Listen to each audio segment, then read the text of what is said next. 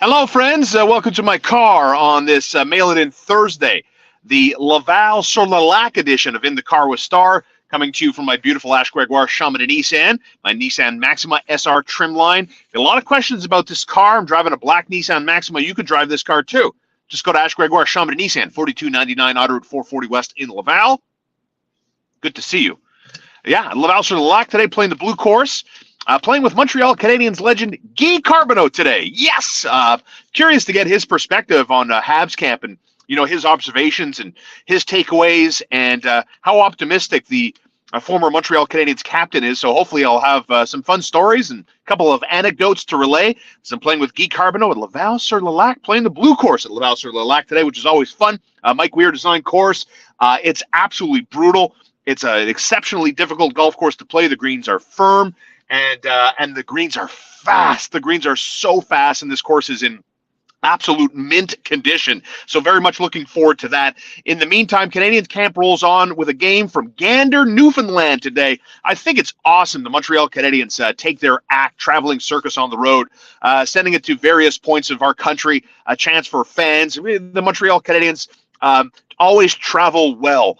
And to see how excited the fans were, especially the kids, because that's what it's really about, right?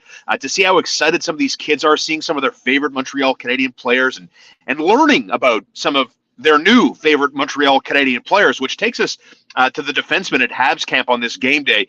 Heads up, by the way, the Montreal Canadiens playing in Gander, Newfoundland. Newfoundland, if you're unaware, 90 minutes ahead of us, right? So 7:42 their time. 6:12 puck drop, 6:12 today, a game you can listen to on a TSN 690.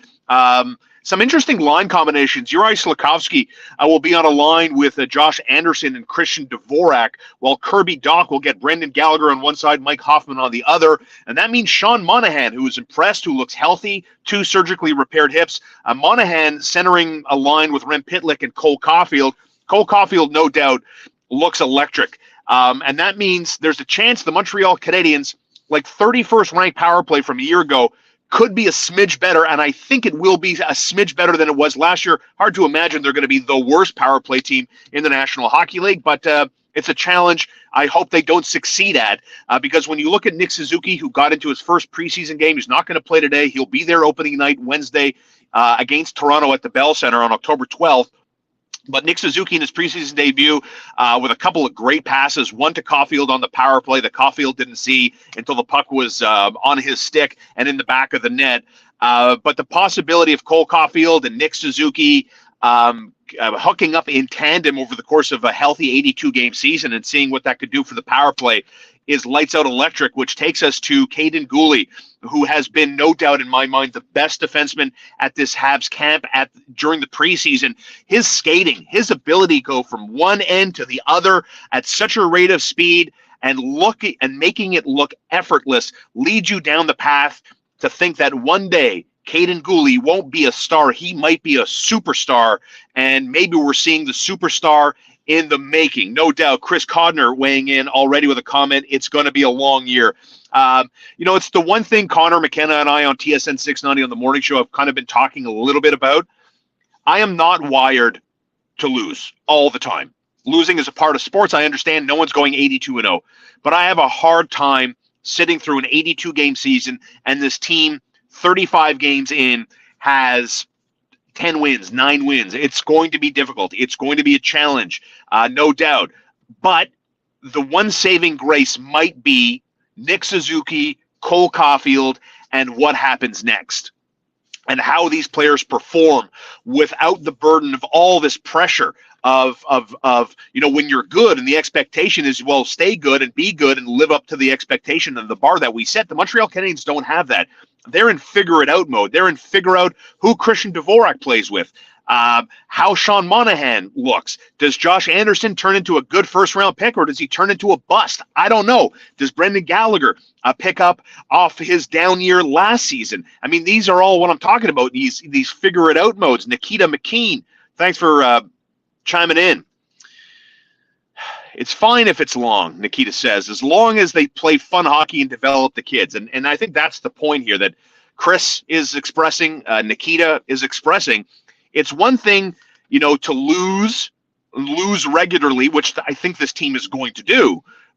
It's another thing to lose 4-3, 5-4. I think we can all be on the same page here today and talk about the hopes and wants and wishes as a Canadiens fan base that this team will be entertaining. This team will try to be more dynamic. They have a coach who is nothing but a dynamic, motivating player, and that has to be contagious. Martin St. Louis has to make sure everybody is on the same page and everybody catches what Martin St. Louis has. And so to go back to my original point about figure it out on the fly here, so you're going to see, we're going to find out what Ken Hughes and Jeff Gordon, what they have in Martin St. Louis and who Martin St. Louis has in tow, and so when I look at Caden Ghouli, a stud on defense, Jordan Harris, no doubt, looks to be like a full-fledged NHLer. Arber Xhekaj is right now the darling of camp. This guy throws fists. He's a super smart player and plays a physical brand of hockey, a stylistic approach that nobody else on the Canadiens blue line really has. And the one guy that I think has fallen off a little bit, considering if we talk about where he was at the start, where he is today, is Justin Barron. He's mistake prone. I don't know if there's too much pressure, if the expectation of this guy starting the season has gotten to him a little bit and it's affecting his play, but it's undeniable. He hasn't been good enough, and Matthias Norlander might be the biggest disappointment of prospects that we thought were going to be something that haven't become anything just yet. Not to say that it's going to be and never will be. What this means is it's an opportunity, again, for guys, whether it's Justin Barron going to Laval, whether it's Matthias Norlander, who's already been sent to Laval, a chance for Jean-François Houle and that American Hockey League staff to put their touches. And again, same thing what I'm talking about at the NHL level. What do we have in these guys? Who are these guys? Because Jeff Gordon and Ken Hughes and Martin St. Louis and all of their former players that are part of this new front office, they all have a vision. Everybody goes into this job with a vision of what they want the roster to look like, what style of play they want this team to adopt, and whether or not this is actually doable. And this is what we're going to watch this year. So whether you're Nikita or whether you're Chris or anyone else, you want this team to be fun. You want to see evolution of prospects. And so I think we're all on the same page here. And so I'm excited to see Sean Monahan with Cole Caufield, because I'm all about this angle. Hear me out here. I'm all about this angle. And in the best case scenario is Sean Monahan looks good. Sean Monahan looks healthy. And that means someone like Jonathan Drouin maybe benefits from Sean Monahan. Maybe Josh Anderson benefits from someone like Sean Monahan in a Josh Anderson, right? And all of these guys I could see as possible trade bait as you continue to stock cupboards. I do. I think there's some pressure here on Jonathan Drouin to be a lot better. I think the same for Josh Anderson. And that's why, I like the fact that Josh Anderson stayed in Montreal this summer. I like the fact that Nick Suzuki stayed in Montreal this summer. You know who else stayed in Montreal this summer? It's a guy who just got his 3-year ELC, his entry-level contract, defenseman Logan Maya. Yes, Logan Maya, the controversial defenseman out of the London Knights program, who in Europe had consensual sex with a young woman and took some lewd photos and shared them without her consent and got caught and paid his fine. And obviously, this is something that will stay with him. And the attempt now at rehabbing this guy's image and this guy's reputation, even though he asked NHL teams to bypass him at his draft, the Montreal Canadiens did not, and they selected him in the first round, even though Logan Maya had expressed not to be drafted because he felt he didn't earn the privilege of being an NHL player. And Logan Maya spent the summer going to concerts like Lasso, hanging out with buddies, in particular, hanging out with Nick Suzuki, hanging out with Josh Anderson. You know what all three of those guys have in common? They're all London Knight players. They all, from London, all played with the London Knights, not together, obviously, but they're all part of that program. So there is that familiarity between those three players. And if you believe that Nick Suzuki is a true captain and has all the characteristics that make for a legitimate captain, you have to then believe, and you have to take that leap, that Nick Suzuki with Logan Mailloux and Josh Anderson and all their familiar connections, they have helped show Logan Maya maybe how it's done, how to be a better pro, and just being a better teammate. And I think, again, if you're going to be comfortable with Ken Hughes' decisions, and you're going to be comfortable with Jeff Gordon's decisions, and you're comfortable that these hockey men are the right men in the right positions to help bring this organization back to where it needs to be, a level of respectability, then yes, the trust level has to stay consistent. You can't break it up. If you believe in the judgments of Hughes and Gordon, then you got to go the full way. And while I at the time, I didn't like the aesthetic, I didn't like the look of it, and I think it looks not great that on the morning where Hockey Quebec decides that they lost all confidence in Hockey Canada, an hour later, the Canadians announced Logan Maya gets a 3-year ELC. Yes, optically it doesn't look good, but in the grand scheme of things, Logan Maya was a 17-year-old kid and made a terrible, terrible decision. And don't get me wrong, this is not a free pass. It's not a get-out-of-jail-free card.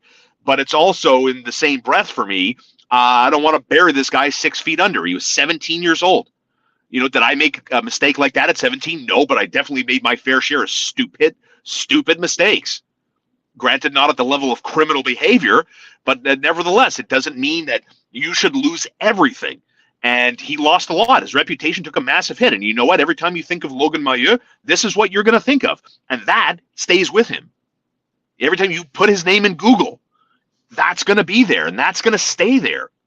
So there's a lot of work to be done. It doesn't mean, again, that you bury this guy and he's done. He doesn't get another chance. So I like the fact that I think that Ken Hughes and Jeff Gordon have seen a change in this young player, and by all accounts, he's been a very good member of the organization. You just don't hear him, you don't see him, you don't really hear anything about him other than the news that came out this week. So that's what's going on with the Montreal Canadiens on this game day. Again, your top 3 line combinations: Habs and Newfoundland taking on the Ottawa Senators at 6:12 our time. Listen to it on TSN 690. Cole Caufield with Sean Monahan and Rem Pitlick, Brendan Gallagher, Kirby Dock, and Mike Hoffman, Josh Anderson, Christian Dvorak, Juraj Slafkovsky, Michael Pezzetta, Jake Evans, and Evgeny Dadanov on your 4th line. That's what's going on with the Montreal Canadiens tonight. One more preseason game to go. That will go Saturday from New Brunswick. And then the Habs and Leafs open it up October 12th from the Bell Center. And very much looking forward to, like a lot of y'all, a new Montreal Canadiens season. So buckle up, my friends. Week 5 of the National Football League season is here, and it's in full effect. It's fascinating that we thought these two teams, Indianapolis and Denver, were going to be electric, right? Russell Wilson leaves Seattle. He's the new quarterback on a team that's stacked defensively. They got weapons in Jerry Jeudy. Things are happening in Denver. The one piece they were missing was Russell Wilson, who, if anything, has shown you how weird of a dude Russell Wilson truly is. The way he talks to teammates, the way he tries to pump guys up, his Subway commercials, his TikTok videos, this guy is super weird. And then obviously we have the Indianapolis Colts with Matt Ryan, who's taking an absolute beating.